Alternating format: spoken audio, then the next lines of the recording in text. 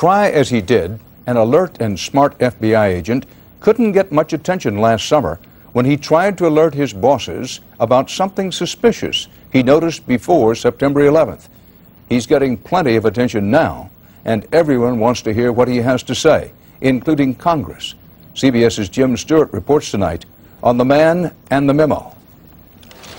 FBI agent Kenneth Williams, the man behind the memo that's put the Bureau in such hot water, was paraded before the Senate today, where he tried to explain that even if his suggestion to interview Middle Eastern students at U.S. flight schools had been taken, it probably wouldn't have stopped September the 11th. What the senators wanted to hear, however, was why his suggestion wasn't acted on in the first place.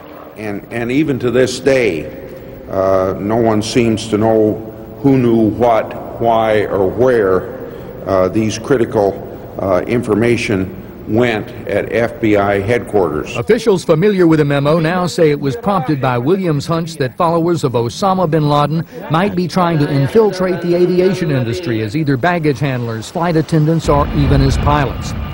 Then, on July 10th, Williams and an analyst sent a 5-page summary to FBI headquarters that listed the names of 10 Middle Eastern students in Phoenix and suggested the FBI check all other flight schools for similar students. A week later, the FBI provided the 10 names to the CIA, which replied it had no information on them.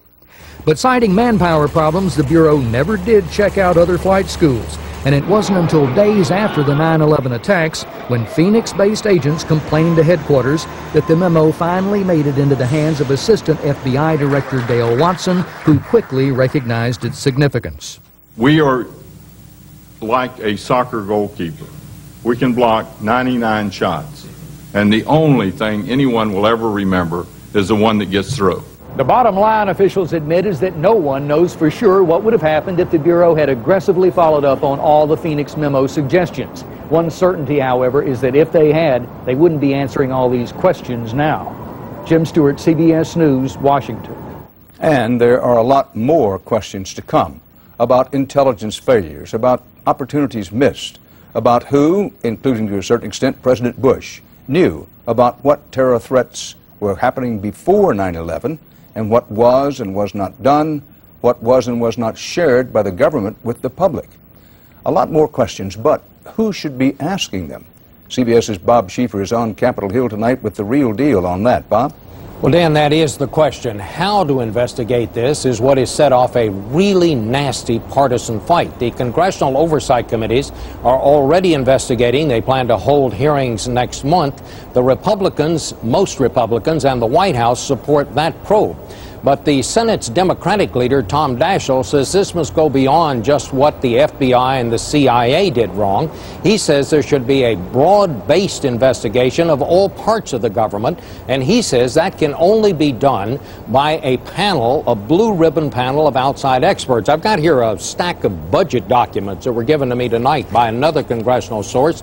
He says that they suggest the administration was actually shifting its priorities away from the war on terrorism in the months before this attack happened. That is only his opinion, of course, but it is the kind of broad question that Daschle says can only be investigated by outside experts. Republicans say Daschle is just playing politics, that what he's trying to do is drag this out to the congressional elections. Whether he has the votes to create a commission is not clear yet, but with all sides now in full campaign mode, we're going to hear a lot more about this over the summer. Dan. Live on Capitol Hill, Bob Schieffer.